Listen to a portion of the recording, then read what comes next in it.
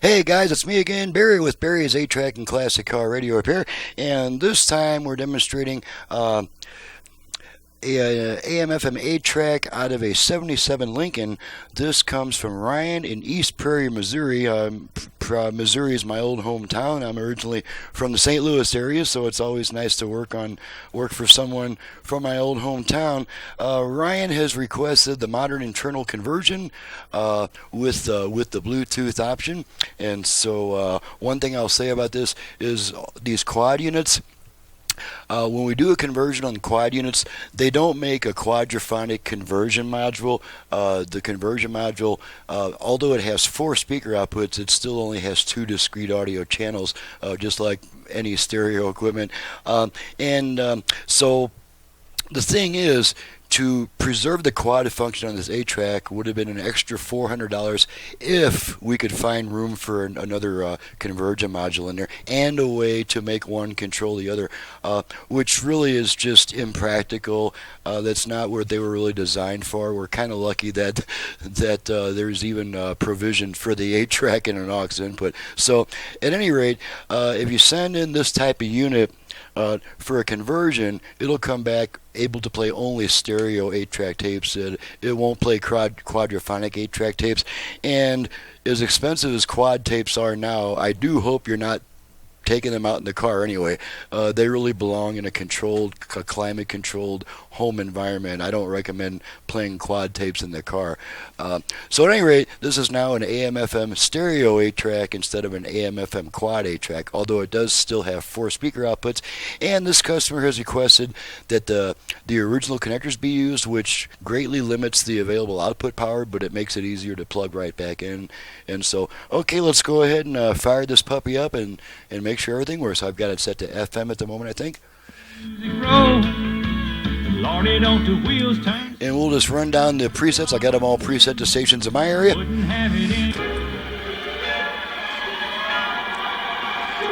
Classical there.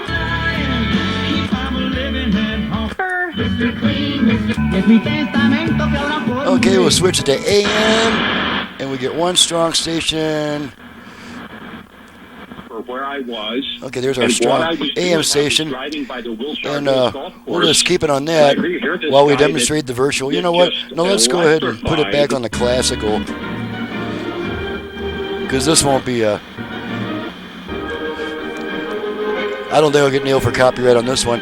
Let's do the virtual balance and fader. I no longer use these original balance controls. Everything's done at the tone control now, so we're going to activate our virtual front rear fader.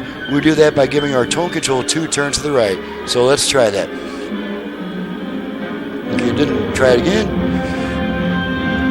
Fader adjust. There we go. So now the same control is adjusting our front rear speaker balance. All the way front, all the way rear, front. Okay, I'm going to center them. Fader set. Okay, now let's try activating the left-right balance control. Same procedure, except we turn our tone control twice to the left. So let's try that. Balance adjust. Okay, so now the same control. Now we're going to reach a quiet spot. Not a good time for a quiet spot. All the way right, all the way left.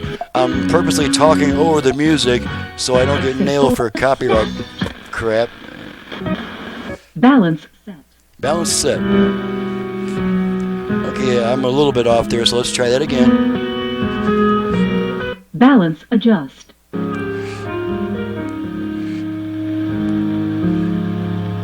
Okay, that's a little better there. Support balance set. Balance is set. Station. Alrighty. Okay, let's make sure the Bluetooth goes into parry mode, which you do by giving the volume control 2 to the right. On this particular unit, it's pretty touchy. It doesn't take much at all. Let's try it. If you didn't, try it again.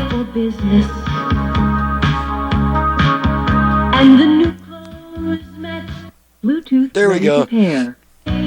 Okay, so now she's trying to pair with a portable audio device. And of course, I don't do all that on the video. Just make sure it goes into pairing mode to make sure it works properly. And she'll come back on 90 seconds later saying, pairing not completed. While we're waiting for that, let's try the 8-track. Got some Neil Sedaka. Okay, See, we have all speakers. Okay,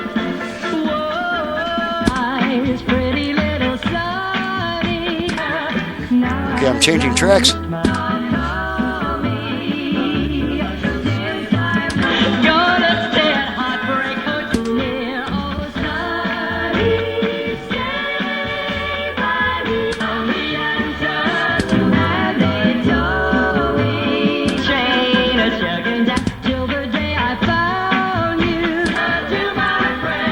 Okay, pull the tape out, and the radio comes back. Alrighty, we're going to test that. Whoop. Okay, so the only thing left to test is the dial light, which I can't do with my setup, so I'll just have to manually do it. And we do have dial lightage. Yes, we do. We got a little soft green glow there, so okay, everything's cool. She's ready to go back to the customer, and I'm ready to get on to the next job. Once again, I'm Barry with Barry's 8-Track and Classic Car Radio Repair. My phone number and website address is in the description below. I do ask all customers to visit my website before calling me because my website will answer almost all your questions. In most cases, it'll answer all of them. I really need to be on the bench focusing 100% on the workmanship. And so I'm happy to talk to you. I'm happy to talk to anyone. But as far as what all do you do, please get that from my website. Options, prices, turn times, shipping address, which carrier to use, all that stuff.